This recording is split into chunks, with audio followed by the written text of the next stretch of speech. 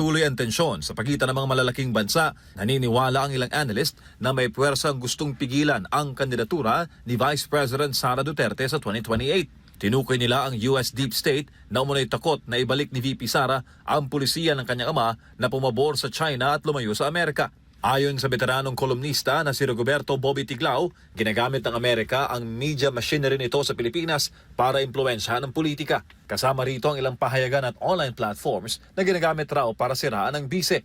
Sabi ni Tiglao na dating Philippine Ambassador to Greece and Cyprus na ang ugat nito ay ang takot ng Amerika na kumalas muli ang Pilipinas sa alyansa nito sa Washington, gaya noong panahon ni dating Pangulong Rodrigo Duterte. Sangayon dito ang geopolitical analyst na si Professor Ana Malinduguy. Ayon sa kanya, ayaw ng US Deep State na mawala ang kontrol nila sa Pilipinas. Isang senaryo na maaaring mangyari kung si VP Sara ang maging pangulo ng bansa. Ang pinakamalaking ang pinakamalaking hamon at magiging block niya talaga is the Americans or the United States, and specifically yung deep state, which ang deep state basically is the military-industrial complex. Giit ni Uy, nadadamay ang Pilipinas sa kompetisyon ng China at US sa global power. Kapag hindi nagbago ang foreign policy, posible raw madamay ang Pilipinas sa gyera ng dalawang